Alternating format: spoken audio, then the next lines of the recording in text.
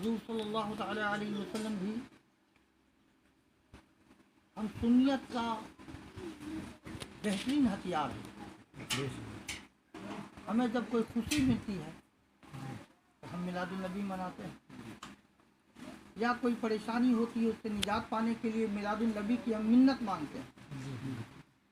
جب گھر میں کوئی میت ہوتی ہے تو ہم میلاد النبی کے ذریعہ اس میت پر ایصال ثواب بھیج کر مغفرت کی دعائیں کرتے ہیں. میلاد النبی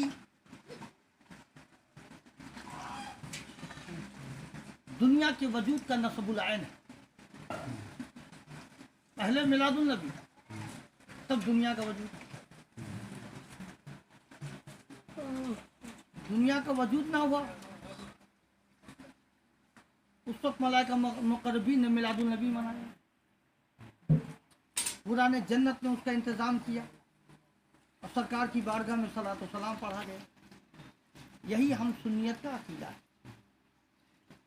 اور ہمارا جو عقیدہ ہے، ہماری عقیدت حق پہ مبنی ہے، اور اسی عقیدے کے بنیاد پر ہم سنی مسلمان کہلاتے ہیں. ایک بار درود شریف پڑھ لیجیے. اللہم صلی علی سیدنا محمد وعلی آلہ وصحبہ. جس پیارے رسول پر ہم درود پڑھتے ہیں، اللہ کا لاکھ لاکھ شکر ہے کہ اللہ تبارک تعالی نے کتنا بہترین عمل کا طریقہ ہمیں عطا فرمایا. جسے توفیق نہیں ہوتی ہے نہیں پڑھتا. جس کے قسمت میں مغفرت ہے یا جنت ہے تو اللہ اسے درود پڑھنے کی توفیق عطا فرماتا ہے. یہ ہم لوگوں کی قسمت میں ہے کہ انشاءاللہ تعالی درود پاک کی برکتوں سے ہم سبوں کی مغفرت ہوگی.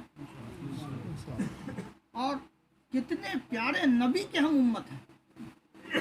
حضرت ابی سعید ابی خیر رحمۃ اللہ علیہ فرماتے ہیں، ان سے قبل آپ یوں سمجھیں کہ حوران جنت کے حسن کی خوبصورتی کے واقعات کو آپ نے سنا ہوگا کہ مثال دیا گیا ہے، روایت میں ہے کہ اگر ایک حور اتر جائے اچانک تو جس کی نظر پڑے وہ بے ہوش ہو جائے اس کے حسن کو دیکھ کر، یا کسی کی روح بھی پرواز کر جائے اس کے حسن کو دیکھ کر. مگر قربان جاؤ اب اپنے نبی مکرم پر، نبی کے حسن پر. حضرت ابی سعید ابی خیر فرماتے ہیں، حورا بن نظارے نگارم سفید. حوران جنت تو اتنا حسین ہے، مگر جب نبی کی آمد بھی عرش اعظم پر تو حوران جنت بھی قطار لگ رہی ہے حسن مصطفیٰ کو دیکھنے کی. سبحان اللہ. حورا بن نظارے نگارم سفید رضواں ذے تعجب کفے خود بڑے کفدت. جتنے جنتی ہیں، ملائکہ ہیں، حوران ہیں، سب پریشان ہیں. یہ کس کی آمد ہے کہ جنت کو سجایا جا رہا ہے. یکے خال سیاہ بڑے روح عام مترفض. ایک حور ایسی ہے جن کے رخسار پر تیل ہے، جن کی تیل ان کے حسن کو اور نمایاں کرتی ہے، وہ بھی حیران ہے. اور آخر میں لکھتے ہیں، ابدال زبیب چنگ در مصحفظت. داروغ جہنم کو حکم ہو رہا ہے، میرے محبوب کی آمد ہے، کھڑے ہو جاؤ. وہ خود حیران ہے کہ یہ کس کی آمد ہے. جب سے میرا وجود، جب سے جہنم کی ذمہ داری ہمارے ساتھ آج تک اٹھنے کا حکم نہ ہوا ہے، مگر کس محبوب کی آمد ہے جو استقبال کے لیے اٹھ کر کھڑا ہو کر صلاۃ و سلام پڑھنے کو کہا جا. یہ حسن مصطفیٰ ہے. عرب کا یہ رواج تھا کہ جو بھی بچے ہوتے دور دراز سے دائیاں آتی، بچے کو گود لیتی، اور جب بچہ ذرا ہوش مند ہو جاتا تو اس کے والدین کو واپس کر دیتے. آپ نے بہتوں بار سنا ہوگا کہ بنی سعد کی دائیاں بنی قریظ میں پہنچ رہی ہیں، جو رئیس زادہ کو لیں گی اس سے روزی روٹی کے مسائل ان کے حل ہوں گے۔ ساری دائیاں پہنچ گئیں مگر حضرت حلیمہ آخر میں پہنچی۔ روایت میں ہے کعبۃ اللہ کے غلاف کو پکڑ کر دعا کر رہی کہ اے اللہ میری اتنی بیمار تھی، میں سب سے آخر میں پہنچی ہوں، شاید کہ کوئی رئیس سے زیادہ مجھے نصیب نہ ہوگا، میرے روزی روٹی کا مسئلہ حل کیسے ہوگا، پرورش و پرداخت کیسے ہوں گے؟ تو حاطف ندا ہوتی ہے، حلیمہ گھبراؤ مت، حضرت آمنہ کے گھر چلی جاؤ، وہ میرے محبوب کو گود لے لیں۔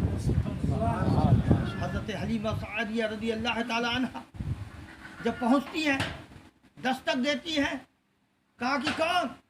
کہا کہ حلیمہ سعدیہ۔ کہا کس لیے آئی ہو؟ کہا کہ تمہارے بچے کو گود لینے آئی۔ کہا کہ یہ در یتیم ہے، واپس چلی جاؤ، اس سے تمہارے روزی روٹی کا مسئلہ حل نہیں ہو سکتا ہے۔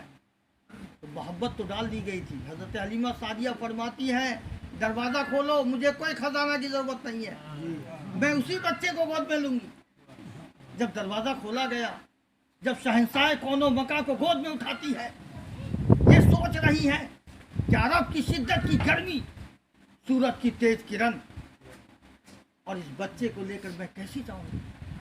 شاید کہ اتنی مر چکی ہوگی جو اتنی بیمار تھی، یہ سوچ رہی ہے، اور دروازے سے جو ہی قدم باہر کرتی ہے تو اتنی کھڑا ہے، الصلاۃ والسلام علیکہ یا رسول اللہ، الصلاۃ والسلام علیکہ یا حبیب اللہ، اٹھنی پہ سوار ہوتی ہے۔ بنی سعد کی دائیاں جو گھنٹوں پہلے نکل چکی تھی، سارے اٹھنی کو پار کر رہی ہیں۔ بنی سعد کی دائیاں آواز دیتی ہیں، اے حلیمہ رکو تو صحیح، یہ قیمتی اٹھنی تمہیں کس نے نوازا جو اتنی تیز رفتار ہے؟ کہا کہ سنو سنو، اٹھنی وہی ہے مگر سوار بدل گیا، رفتار بدل گئی ہے۔ تو بہرے کیف اللہ کے رسول وہ رسول ہے، جب جنگلوں سے گزرتے تھے تو جنگلات کے ہر پتے، ہر ذرے، ہر درخت آپ کی بارگاہ میں صلاۃ و سلام پڑھتے تھے۔ جب پہاڑوں سے گزرتے تھے تو پہاڑ کی ہر چٹانیں آپ کی بارگاہ رسالت پر سلام پڑھتی تھی۔ جب آپ جنگلوں سے گزرتے تھے، جنگلات کے ہر جانور نکل کر آپ کی بارگاہ میں صلاۃ و سلام پیش کرتی تھی اور قدم بوس ہوا کرتی تھی۔ اس لیے ہم امت محمدی ہونے کے حیثیت سے بارگاہ رسالت میں کھڑے ہو کر صلاۃ و